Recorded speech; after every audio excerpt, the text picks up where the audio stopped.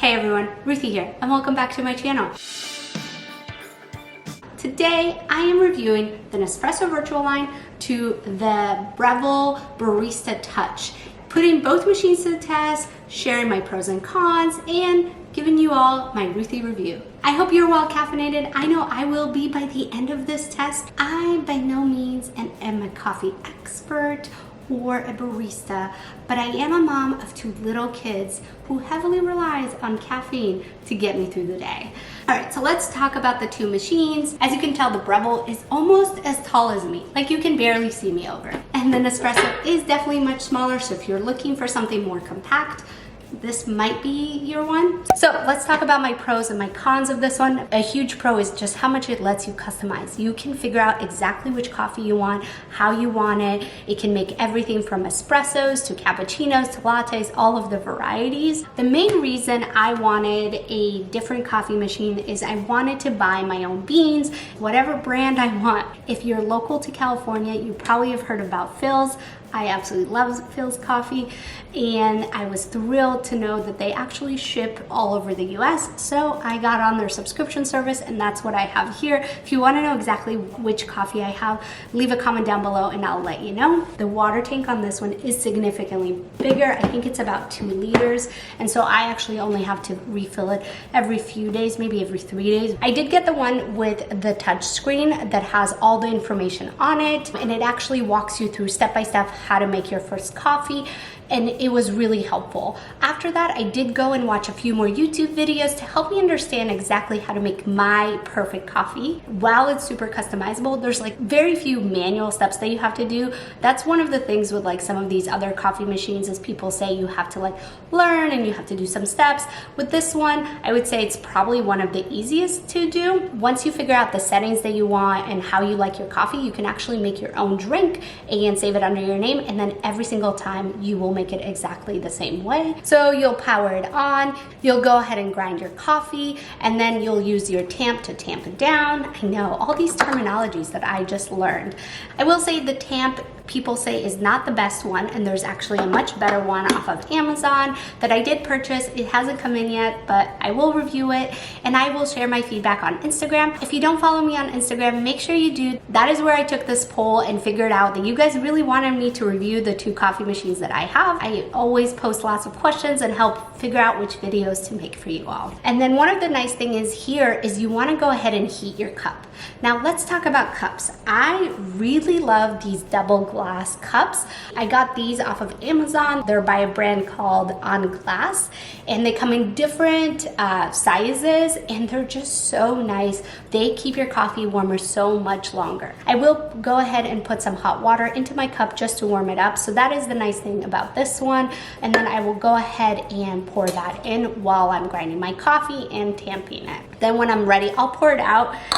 The BREVILLE does have like a drip tray, and it actually fills quite a bit. And once it's full, there's a little sign and it lets you know that you should probably go ahead and empty it. So I can just pour that water straight in here, and then I will just press the button and brew the coffee. And then lastly is the milk frother. I always add milk to my coffee. I don't like straight black coffee yet. I actually prefer almond milk in my coffee. And the thing with almond milk, it doesn't froth as well. So I feel like with the Nespresso, it just doesn't froth as much as it did with the BREVILLE. And it actually has a sensor here, so it will heat up your milk to that exact temperature, and then the wand actually self-cleans. So I feel like I love the milk feature, and if you are a person who likes to drink milk with your coffee, you like lattes or cappuccinos, I think this is really solid for that. Overall, I feel like the BREVILLE also makes my coffee significantly hotter. I will say the knock bucket for the BREVILLE is a good item to get. Now this one does come with a hefty price tag. This machine, I think right now is about $1,000. However, let's talk about the comparison. The Nespresso pods are each between 85 cents to $1.10, and I usually get the bigger ones because I like more coffee, which were $1.10. So after a year, if you have a cup of day, the Nespresso is going to cost you $400 about on just the pod. After a few years, I believe the BREVILLE will start being the better bang for your buck, but again, it is a much more investment up front that doesn't even take into account the coffee beans. One of the main reasons we got this is I was really looking for that quality cappuccino and trying to reduce my Starbucks spending. I was noticing that while I still had the Nespresso, I was going to Starbucks multiple times a week and getting a $5 almond milk latte, and that was just starting to add up. So for me, the Breville has significantly reduced my Starbucks spending. Of course, everything that I'm talking about today, I will have linked down below, so make sure you check out the description bar. This is the Nespresso VertuoLine machine, and there's actually like newer versions of this machine. This one is about 5 years old, or maybe older. It does take the VertuoLine coffee pods, and the nice thing with those pods is that you can make both espresso or like a full cup of coffee with it. The thing with the pods, it actually has a barcode on the rim, and so when you put it into the machine reads that barcode and knows exactly how to make the coffee, how much water, how long to brew it. The water tank is not as big. I would typically refill this almost nightly, and we would have, 2 or 3 cups a day of coffee in our household. And the Nespresso cannot get any simpler to use. You basically just open it up, put your pot inside, close it, lock it, and press a button. That is it. And the machine does everything for you. So if you're looking for something super simple and easy to use, this is the machine for you. And the quality is really delicious. I mean, Nespresso is definitely up there in the kind of quality of coffee that you're gonna get.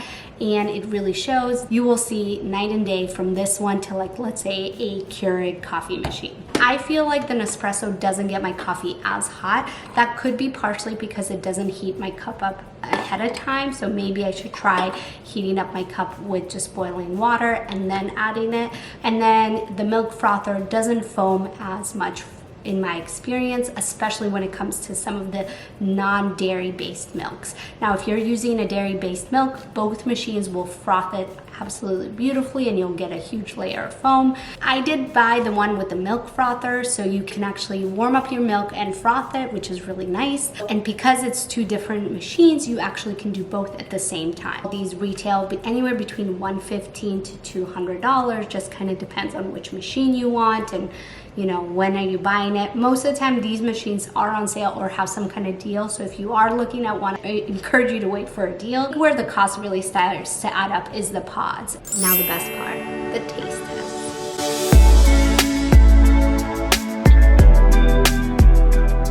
As you can see, I feel like this one, the foam really comes together really nicely and it actually stays for a really long time. So let's test this out.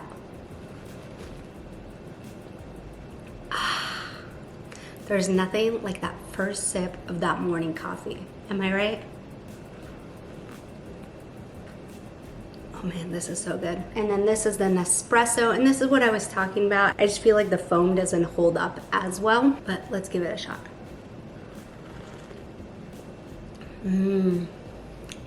That is still really good. I think this is just stronger, but again, it's a taste of the coffee, and I just love Phil's coffee, and so that one I'm able to get the beans exactly the way I want it.